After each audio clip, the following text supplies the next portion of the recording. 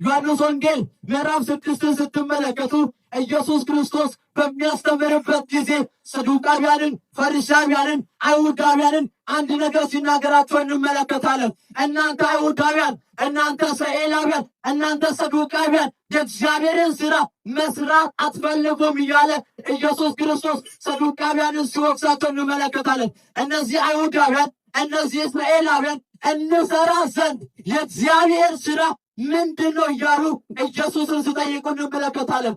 ኢየሱስም አንድ ነገር ይናገራቸዋል። ትዘሩ ዘንድ ታደርጉ ዘንድ የሚገባችሁ የእግዚአብሔር ሥራ በላከው በኢየሱስ እንድታምኑ ዘንድ ነው እያለ ይናገራል። ክብር ለኢየሱስ ይሁን። እግዚአብሔር የተባረከ ይሁን። እግዚአብሔር አምላክ ሰዎች ሰርተው እንዲድኑ ዘንድ አንድን ሥራ አዘጋጅቶላቸዋል።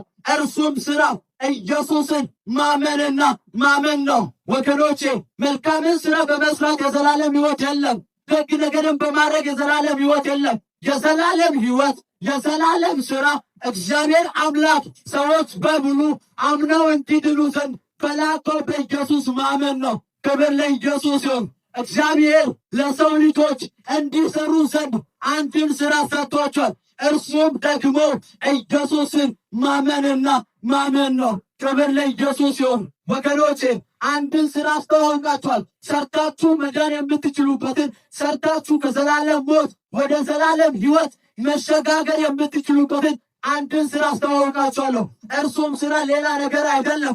በኢየሱስ ክርስቶስ ሥራ መሞትና መነሳት፣ ማድረግና መመለስ፣ ማመን። ይህ እግዚአብሔር አምላክ ለሰው ልጆች የሰጠው ሥራ ነው። ይህንን ሥራ የሚሠራ ኢየሱስን በማመን የሚገኘው የዘላለምን ሕይወት የሚቀበል ሰው እግዚአብሔር አምላክ ልጁ ያደርገዋል። ክብር ለኢየሱስ ይሁን።